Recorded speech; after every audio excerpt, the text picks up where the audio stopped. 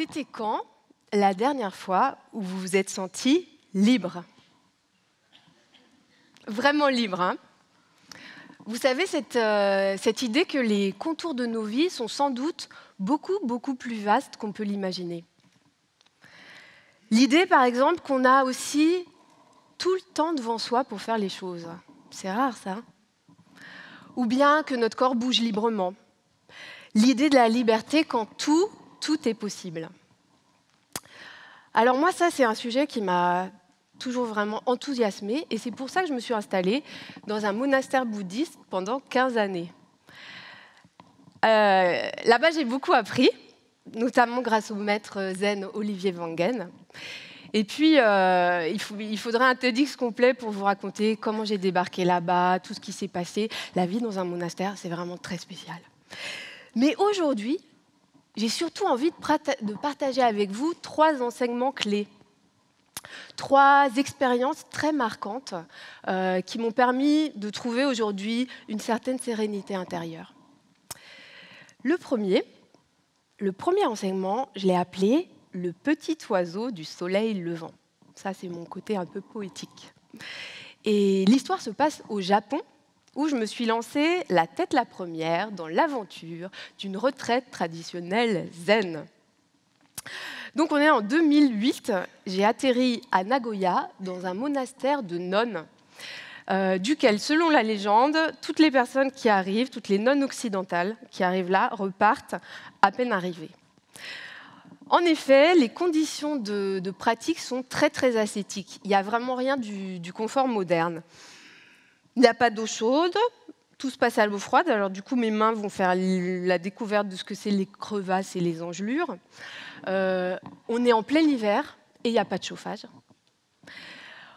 Une très grande promiscuité aussi entre les personnes. On a une chambre comme ça de 10 mètres carrés qu'on partage à 6 ou 7 en fonction des périodes. Des activités soutenues du matin au soir. C'est pas zen comme ça, hein. C'est tac, ça avance dans tous les sens.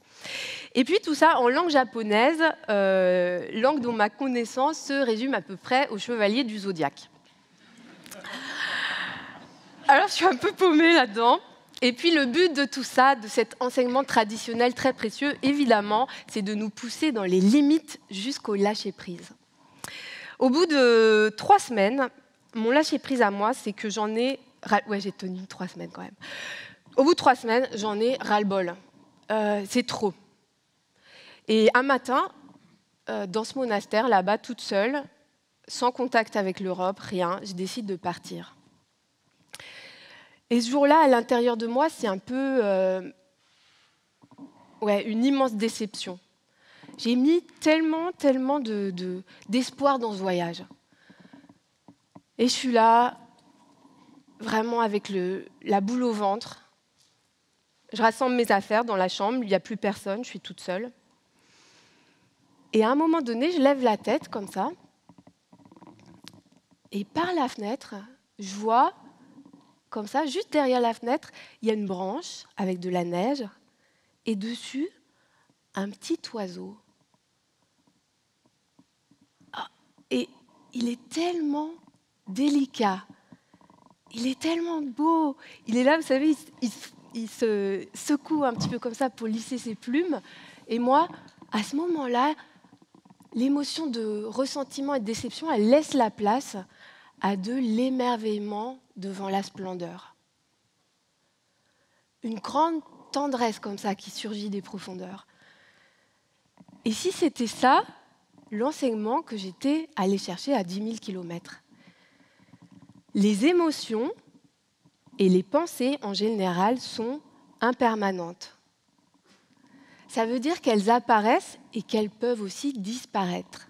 Un instant, c'est la colère. L'instant d'après, c'est l'émerveillement devant la splendeur du monde. Et je pense qu'on a tous fait cette expérience, chacun dans nos vies quotidiennes. Par exemple, au boulot, où il y a un collègue qui nous énerve, où on a des conflits, des trucs qui ne se passent pas bien. On ressasse, etc. Et puis, un coup de fil d'un ami qui raconte une blague ou qui nous raconte un truc marrant. Et tout d'un coup, on éclate de rire. Il y a cette capacité à l'intérieur de nous. Ça, c'est le premier enseignement. Les émotions sont impermanentes. Et c'est un petit oiseau qui me l'a dit. Le deuxième enseignement, alors celui-là, il est un peu différent, encore que, mais je l'ai appelé « Il y a quoi dans ma tête ?» Je ne vais pas tout vous dire, hein, non. Il y a quoi dans ma tête? C'est en fait cette idée que pour que les émotions soient impermanentes, c'est-à-dire qu'elles apparaissent et qu'elles disparaissent, ok, ça c'est bien, mais il ne faut pas les ressasser. En général, on a plutôt tendance à boucler, quoi. Il y a un truc qui se passe, ça ne nous plaît pas, et puis on rumine, on a tous ce fonctionnement un peu naturel à l'intérieur de nous. Et pour pouvoir arrêter de ruminer, c'est vraiment très important de comprendre et de réaliser qu'on est en train de le faire, donc de mieux connaître, mieux savoir ce qu'on a dans la tête. Il y a quoi dans ma tête? Alors ça, j'ai fait l'expérience aussi une fois. J'étais assise en méditation, en mode Bouddha paisible. Je n'arriverai pas à le faire là, je crois. Voilà, en mode Bouddha paisible. Et à ce moment-là, le maître dit « Laissez passer vos pensées et vos émotions comme des petits nuages dans le ciel. »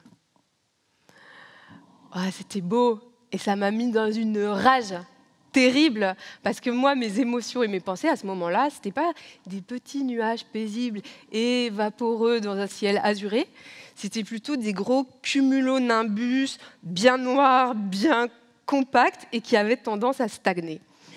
Donc en apparence, Bouddha paisible, à l'intérieur, ça bouillonnait. Alors, comme vous pouvez vous en rendre compte, j'étais super motivée pour réussir à faire ça. Donc, j'ai beaucoup étudié et aujourd'hui, j'avais envie de vous faire gagner du temps, parce que moi, ça a pris un peu de temps quand même. Et donc, je voudrais vous proposer, là, tout de suite, un petit exercice. Vous êtes d'accord? Oui. Alors, installez-vous confortablement dans vos fauteuils. Voilà, petit moment de détente. Et vous allez pouvoir étudier, découvrir avec passion ce qu'il y a dans votre tête et dans votre corps. Fermez les yeux maintenant.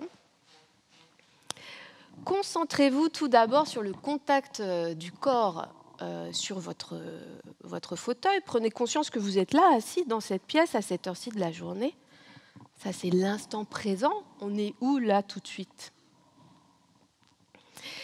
Et puis, vous allez pouvoir partir un petit peu en exploration, devenir les Indiana Jones de votre mental. Et pour vous aider, je vais vous guider par rapport aux formes que peuvent prendre les pensées. Vous pouvez peut-être avoir maintenant des pensées sous forme d'images, comme un film qui déroule à l'intérieur de soi, ou des flashs de lumière, ou bien parfois c'est un souvenir de l'endroit dans lequel on est ou de la personne qui est en train de parler en ce moment. Ça, c'est ce qu'on appelle les images mentales visuelles. Et pour d'autres personnes, ça peut être des sons, et notamment ce qu'on appelle la petite voix dans la tête. Alors celle-là, des fois, elle est très très bavarde. C'est une petite voix qui commente, qui raconte, qui analyse, qui dit des bouts de phrases et puis des fois aussi qui chante à l'intérieur. La petite voix dans la tête, c'est le dialogue intérieur. Il y a quoi dans vos têtes? Des images? Une voix, une petite voix intérieure? Et la troisième forme, celle-là, on l'appelle le kinesthésique, c'est en fait tout le domaine des sensations qu'on a dans le corps. C'est-à-dire le chaud, le froid, le contact du fauteuil par exemple, le lourd, le léger. Mais aussi, dans cette catégorie, il y a tout le domaine des émotions qu'on ressent dans le corps. La joie, la colère, la tristesse, tout ça. 3 formes possibles de pensée. Dans un instant, vous allez pouvoir ouvrir les yeux et vous en saurez plus sur votre fonctionnement intérieur. Est-ce que vous êtes davantage dans les images, dans la petite voix dans la tête ou dans les émotions, le ressenti corporel, etc. Voilà. Alors c'est très agréable, mais vous allez pouvoir ouvrir les yeux maintenant, avec une nouvelle connaissance sur vous déjà, première étape. Et c'est intéressant de savoir ça parce que du coup, on peut mieux observer comment on fonctionne. Donc chacun d'entre vous peut déjà le faire dans la journée à n'importe quel moment. Et puis, il y a eu le troisième événement marquant, le troisième enseignement. Alors celui-là, je l'ai vraiment découvert par hasard. J'ai appelé le périscope, vous allez voir pourquoi juste après. Celui-là, je l'ai découvert un peu plus tôt déjà, en 2003. En 2003, à l'époque, je donnais encore des concerts de chansons françaises pour des Américains, devant des publics, il y avait à chaque fois 150, 200 personnes. Et puis, lors du premier concert, voilà, j'arrive sur scène, comme ça, comme ce soir en fait, mais je n'avais pas les mêmes habits ni la même coupe. Et puis, je commence à chanter ce répertoire. Et là, le trac. Les jambes qui flageolent, le cœur qui bat à 10 000, tous les symptômes du trac qui apparaissent, comme ça. À l'époque, heureusement, je pratiquais déjà beaucoup la méditation. Et en même temps que tout ça se manifeste, il y a une forme de conscience d'observation qui s'installe de façon tout à fait spontanée et automatique. C'est-à-dire que je chante, je ressens le trac à l'intérieur du corps, quelques symptômes comme ça, et en même temps, il y a une conscience qui permet que je garde la tête hors de l'eau. Ma tête est libre. Et du coup, je peux continuer mon concert. Alors imaginez, je suis là, je commence à chanter, j'ai le trac. Quand il me prend dans ses bras, qu'il me parle tout bas, je vois la vie en rose. Et au même moment, ça observe. On dit ça c'est la conscience témoin, conscience d'observation. Ça observe l'émotion, et en même temps que c'est observé, et ça c'est magique, l'émotion, elle décroît. Il suffit juste de l'observer pour que, peu à peu, les émotions désagréables apparaissent et disparaissent naturellement, comme ce dont je vous parlais au début. Voilà, ça j'ai appelé ça le périscope. Alors pourquoi ? Parce que vous connaissez le périscope, c'est l'espèce de tige qu'il y a au-dessus des sous-marins, puis qui peut se lever un petit peu comme ça hors de l'eau, comme un canard, pour observer le paysage.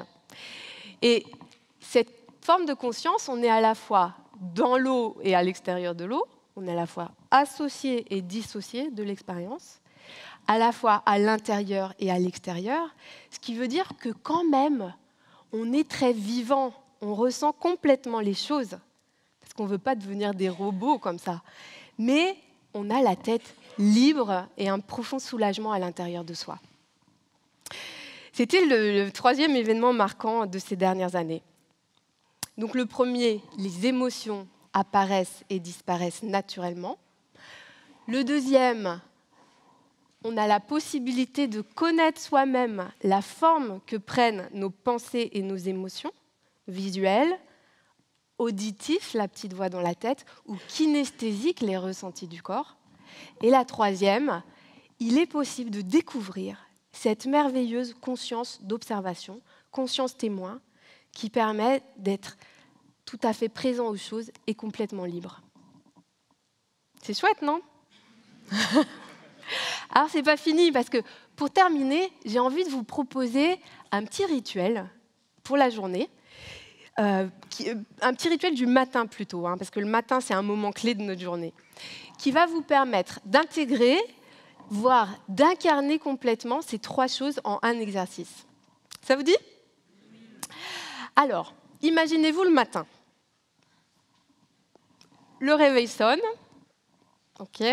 Alors là, généralement, on met la fonction répétition. Une fois, deux fois. Et à un moment donné, il faut se lever.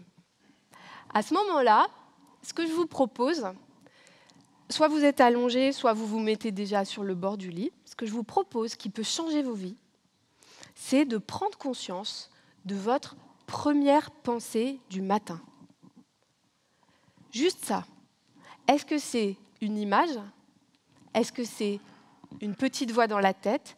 Est-ce que c'est une émotion ? Une sensation dans le corps ? puis de la deuxième et de la troisième. À ce moment-là, naturellement, vous allez, comme ça, changer votre mode habituel, devenir conscient de ce petit ronron, de ce petit moulin qu'on a dans la tête. Et ce qui est merveilleux, c'est qu'à ce moment-là, on se lève, non plus comme des robots, et puis on se dirige vers la machine à café, et puis on n'est pas encore vraiment bien réveillé, non.